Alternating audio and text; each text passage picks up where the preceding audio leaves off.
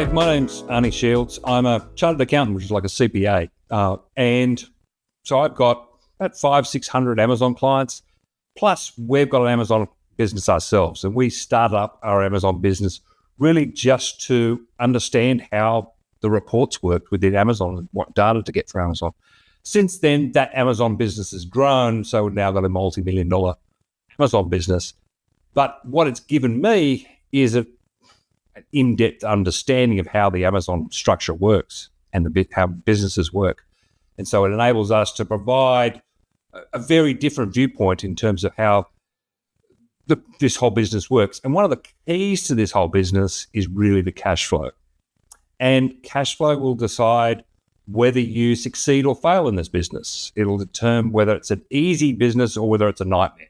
If you're always worried about how you're going to pay for the next order, putting more money into the business, wondering when it's going to, money's going to move the other way, it's not going to be much fun.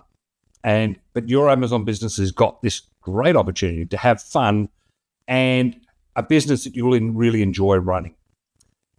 And you've got the opportunity now to decide what type of business you're going to have. Every business, big and small, is constrained by cash flow. So cash flow is basically the movement of money in and out of your business. We talk about cash flow in tactical and strategic viewpoints. So tactical, how am I going to pay my expenses today? How am I going to this week, this month, juggling money, paying money into credit cards, etc. Strategic cash flow is how much money am I going to have in 6 months, in 2 years' time? Is my business going to be able to fund itself, or am I going to be able to put some money into it? Now, some sellers' Amazon business is structured in such a way that they will always need to borrow more money. And as it gets bigger, they just need to borrow more and more. So I'm going to show you how to set up and run an Amazon business that funds itself, a business that grows on its own profits. So you're going to see you're going to hear a lot of conflicting information from numerous sources in your Amazon journey. Sell fast, sell slow, don't do this, do this. And it's important to remember what stage of the business you're at. Because this advice could be very valid advice, but not for you yet. So I wanted to explain a bit about how your business is going to grow over the next couple of years and what you need to concentrate on now. So this process that we're looking at is a sustainable process. It doesn't require lots of capital other than your normal investments. And it grows by investing your profits each year. So there's 4 phases: the start phase, the establishing the base phase, expansion phase, and consolidation phase. So let's go into it.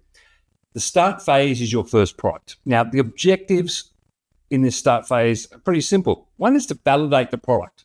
Do people want to buy this product at a profitable price? I see some people who validate their product at an unprofitable price because they give it away. We use a low price as a launch strategy, then buy more product because it's been selling so well, and it just sits there because they can't sell it at a high price. So I always say you want to validate this product at a profitable price, and you'll see the effect. I'll show you soon of the effect of a profitable price and what that means to your business. Next, we're going to validate the system. So this is just all in the start phase. Does the system work? Did you understand the system properly? And can we get our products to rank organically on Amazon and get organic sales? Next thing you want to do, start selling. We want to stabilize that inventory. And that's keeping your product in stock, taking into account increasing sales as you optimize your listings and get better rankings. And this might mean your first order is 500 units and the next order is 750 and then 1,000 or 2,000 units. It might be you've stabilized your inventory when each order is 2,000 units at a time. And the other thing we want to do is we want to build up our working capital. So working capital in an Amazon business is pretty simple. It's just cash and inventory. So we want to build up those cash reserves to launch our new product. Now, we work at a budget of around $10,000 to $15,000 to launch a new product. That includes the first order, the launch costs, and about half of our second order. So we haven't all the money in yet from the sales of the first product. So we need a little bit more extra there. So we say half of the second order. So during this phase, we're learning about the market, how the product fits in, what customers respond to, and who are your customers, the demographics of them, and then who are your competitors and what strategies do they employ. What we're looking at this stage is how we can turn our initial $10,000 into around $10 to $30,000 in working capital. That means you need to make about $10,000 to $20,000 in profits. Okay, you've got to be in this stage for probably 6 to 12 months, and in this period, I consider a really success if you've got between $50,000 and $100,000 in sales. Okay, fantastic. $100,000, absolutely, done really well. But if you can get to $50,000 to $75,000, perfect. That is a great first year start because that gives you the next stage to move on to the next part of it. At this stage, we're keeping costs really low. We're not spending money on anything other than helium-10. So we've got helium-10 to do the research, and that's all we need at this point. There's lots of shining objects out there. They're not for you. Just keep expenses really low. You don't need any accounting software at this stage. You don't need, because we can do that later, just keep a spreadsheet for that. We don't need a Shopify site at the moment. Your object is to prove sales on Amazon. That's all you need to do. So the other thing is, at this stage, unfortunately, we're not paying a wage. All the profits you make are going back into buying more inventory. Okay, so let's look at the next stage. The establishing base phase is your second, third, and fourth product. And what you're looking to do here is you're able to build up this base. So your working capital, your stock and cash and inventory, we want to build that up from that 20 to 30,000. We want to start to build that up to 50 to 70,000 because that's going to give you enough money to hit the next stage, which is the expansion stage, where you're going to have to move very quickly. So we want to build up that base at this stage. And what we're doing at this point is, in the start phase, we got to launch the product, we got it ranked and developed. Now in the establishing base phase, we're proving to ourselves that it wasn't a fluke. Can we do this again? Have we got a system that we can use to actually make this work? So we're looking at launching the second, third, and fourth products. You're going to be putting in some accounting systems in this stage, but at this stage, like Xero, but your business is now starting to make money. So you can afford to do it. You can afford to spend the money on the extra subscriptions. It's starting to get more complex along the way, but really it's still pretty much a simple business. Unfortunately, we're still not paying salaries at this stage because what we're doing is we're building up that cash for a big expansion into the next phase. All the money just gets put back into buying more and more inventory. It starts to get a bit easier in terms of launching products because the cash flow, you've now got 3 products all moving toward helping you buy the fourth product. The next stage is your expansion stage. This is where we take it from 4 products to 15 to 20 products. During this stage, you will see your profits rise from $50,000 to $70,000 a year to $200,000 to $300,000. We're looking to move that business towards $1 million business, $1 million in sales. You've got a stable system in place. You know how to rank everything else there. Your business is profitable. It's you've got enough cash flow in there. And what's happening at this stage, a couple of things happen. One of them is it becomes much easier to launch new products. And towards the end of this stage, you can find that you can start to pay yourself a salary along the way. But it's what we found with all our clients, any of the clients that had all of the clients over $1 million in sales all paid themselves a salary, and all the clients under $1 million didn't pay themselves a salary. So it gives you a tip of where that tipping point is for a salary. That's the point you need to get to. Okay, and when we say salary, that is a decent salary, $100,000 US a year. We start looking at things like forecasting and other bits that we need running a proper business at this stage. We're now kind of, rather than launching products every 3 months, we'll be able to launch every month along the way. And then the fourth stage is this consolidation phase. Basically, everything breaks. along the way. So every time you triple the size of your business, everything breaks. So it's about reworking it, building it into a business that is a different type of business. You're actually putting on employees, you're putting on teams, you're working through just changing the business around. You're also going to start going to different countries at this stage, reducing the risk of your business, working out. This is when you can really pay yourself a salary. So getting back to the objectives of the first starting stage. Firstly, we're going to learn to sell. First object, learn to sell. We're going to validate our product. We're going to validate the system, stabilize the inventory, and then we're getting our product to rank organically. The object at the end of this is we want to build that working capital up to $10,000 to $20,000. Now, we're going to be in this stage for 6 to 12 months. Just one product, no variations. Common mistake that people make in this early stage is they start with 2 or 3 products. And it just means they end up with one product that goes really well, that goes out of stock because all their money's held up in their product that's not doing so well. Okay? Our object is to maximize profits, not maximize sales at this point. So now we've gotten to that point of we're in the initial start stage. Our object is to maximize profits and build up the cash flow. So what are the factors in building that cash flow? What are the levers we get to use? So we've got basically 3 factors. Gross profit rate of growth, and inventory cycle. And they're all kind of related. Your ability to grow and build your business position, whether it's delivering you $100,000 a year, $300,000 or $1 million a year, will depend on your cash flow. So your business has the ability to grow quite rapidly. Yeah, you can turn $100,000 and with $10,000 investment into a multi-million-dollar business over a short period of time. And we've done it, and a number of our clients have done it as well. So here are the things that are going to affect your cash flow. First one is gross profit rate. So gross profit is gross profit divided by sales. I'll go into more detail, but the key factor in your gross profit rate is your sale price, because you have direct influence over it. A lot of the other things in your gross profit, you actually don't have any influence over. But the higher the gross profit, the more cash it will generate, the faster you can grow. The rate of growth. So the faster you grow, the more money the business will need. So the faster you grow also increases the risk of the business. And then inventory cycle is how quickly you can turn that inventory around. So let's look at the gross profit rate. So quick little diagram here table on how the gross profit rates looks. In essence, we want to have a gross profit rate between 30 and 35%. So it's before advertising, but after product costs, after FBA fees, seller commissions, other Amazon costs, your 3PL costs. We want to hit that position of around 30 to 35%, because we are going to have to spend 10 to 15% on advertising.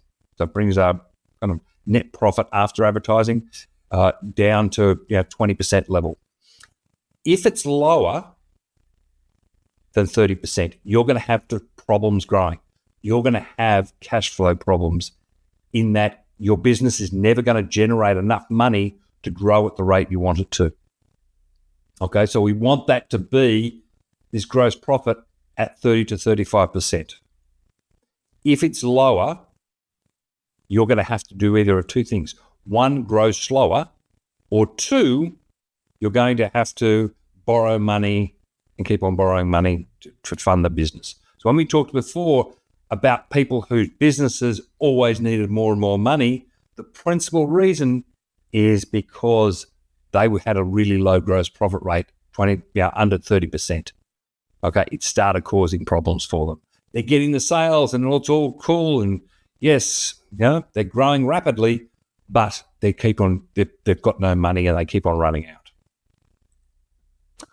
Okay, I wanted to show you some effect of discounting. There's always a continual push within Amazon, lower prices, discounts, deals. And your competitors are also pushing towards being the lowest price. The lowest price is most of the time probably going to sell the most. But let's look at some of the numbers involved in that. We also have to remember what stage of the Amazon business journey we're up to. So we're at the start stage. Our objective is to build up our profits so that we can afford to launch a second product. Okay, pretty simple. We're just selling at the moment so we can get enough money to have 2 products running, and then 3 products. So I wanted to show you the effect of discounting. So here's a lot of numbers here. We only have to worry about the colored one. So we're selling this product at $25. The units, and it's selling 600 units a month. So pretty well, 20 units a day. So total sales for the month of 15,000, less all the Amazon costs, including tacos at 10%. We end up with a gross profit there of $3,750. Okay. Now, in order to sell 600 units, we've got inventory days of about 150. So that means we've got 30 days in manufacture, 50 in shipping, and about 70 days sitting in Amazon by the time that product's sold out. So we've got about 150 days of stock in inventory in Amazon in inventory. So that means we need to have at cost what we have to pay for $19,500 worth of inventory to service $600 units in sales. Okay, so let's look what happens when we just discount it by 10%, small amount, $2.50 off. So we're decreasing the price from $25 to $22.50. Very small discount. We want to make the same level of profit. But in doing so, we've had to increase our sales by 43%, but it's almost 50%. So we've almost had to go from 20 units a day to 30 units a day just to cover the $2.50 we've dropped our price by. But the other factor is we're still earning the same amount of money, but we need another $8,500 in inventory. So to service 857 units a month, we're now going to need $27,000 worth of inventory. Okay? So the question is, where did that come from? Good question. Okay, so let's look at the next one. We're going to put a 20% discount down. So now, same type of thing. We're going from $25 down to $20. We're increasing our sale, the number of units we have to sell from 600 to 1,500 to earn the same level of profit. And we've got to increase our sales, increase our inventory in place from $19,000 to $48,000. Okay, an extra $30,000 in inventory just to get the same level of profit.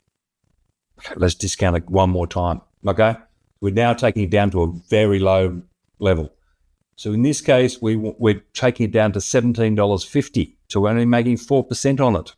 Okay, tiny margins, tiny Chinese level margins.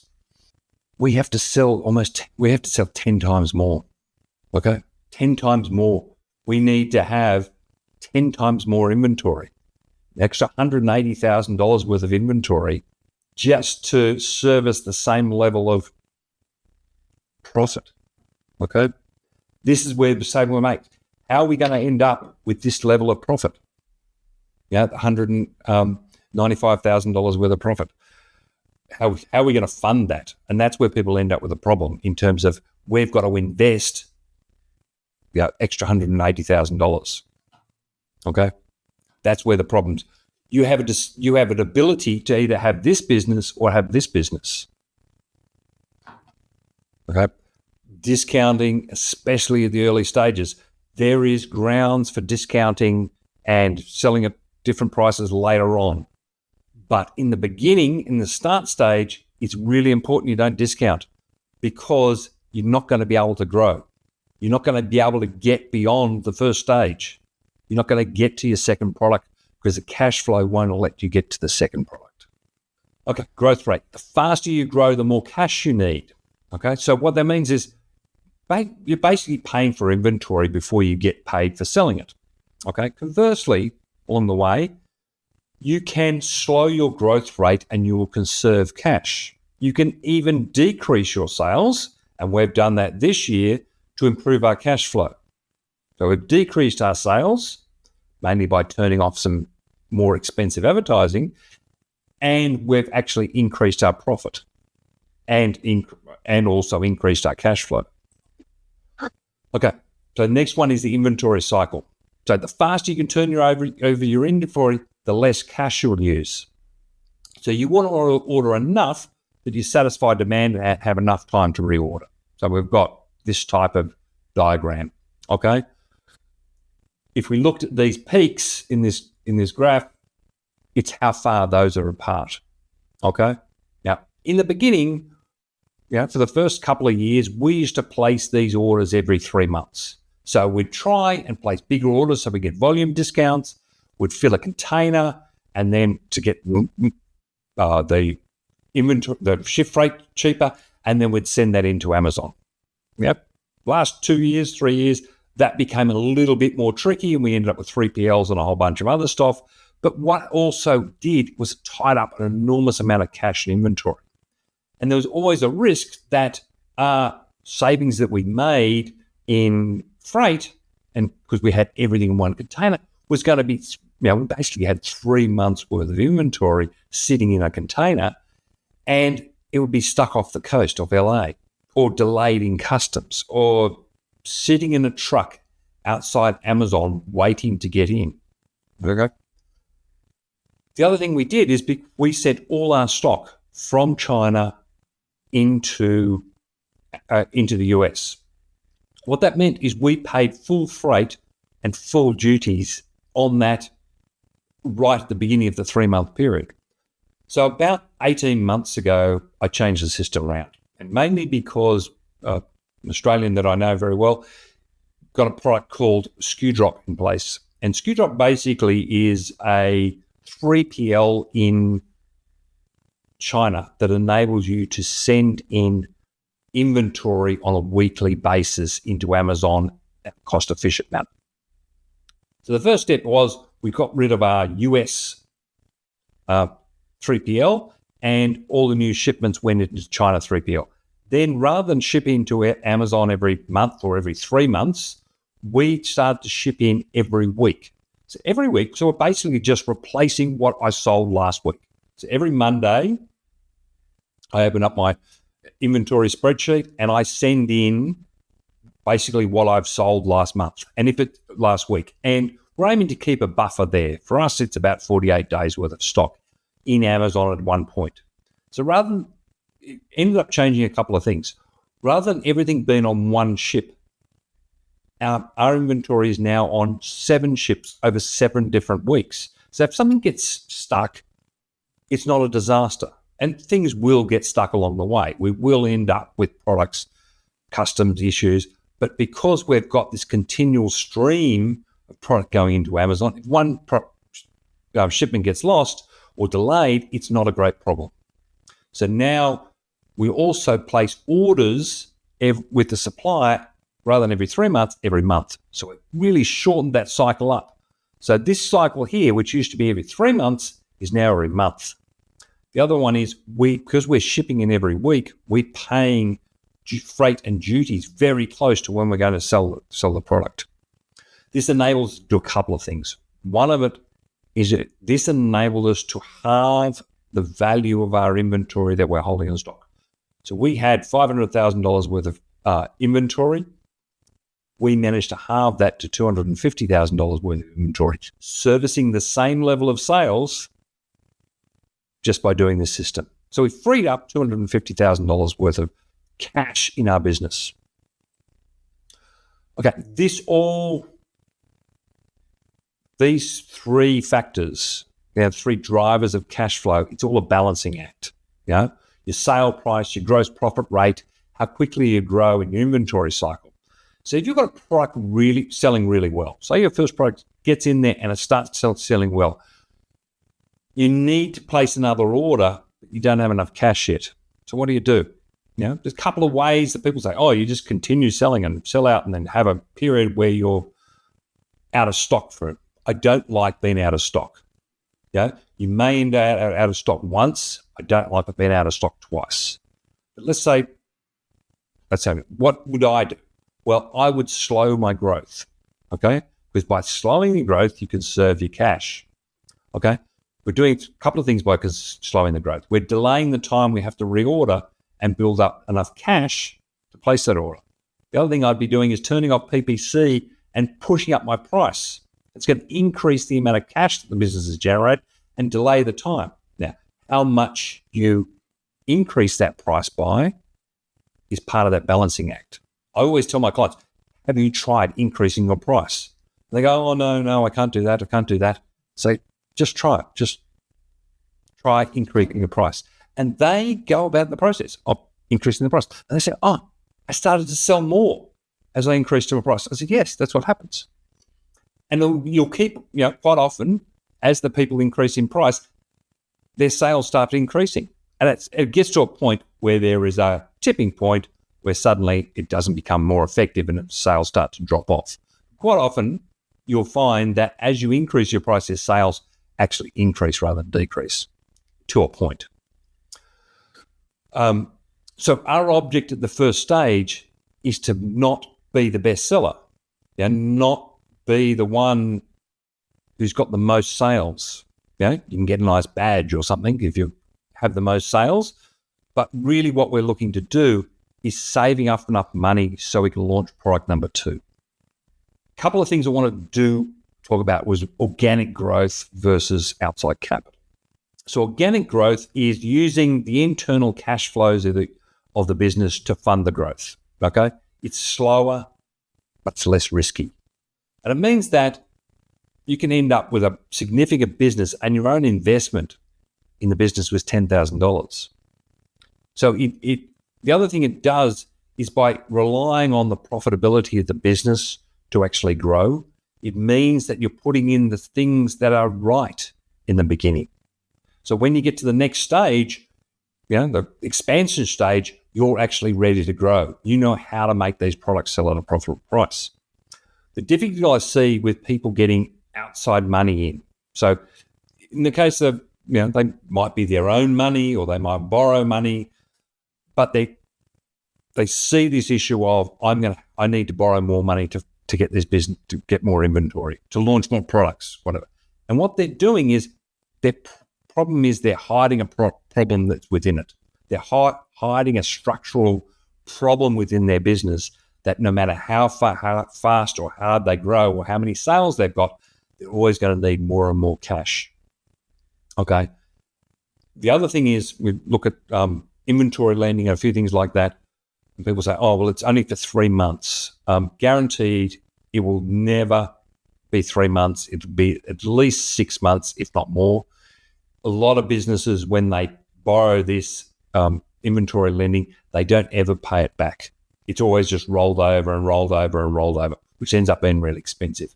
And because of the nature of the business, they need these ever-increasing loans as the business grows. Okay. Down below in the download section, there is a spreadsheet.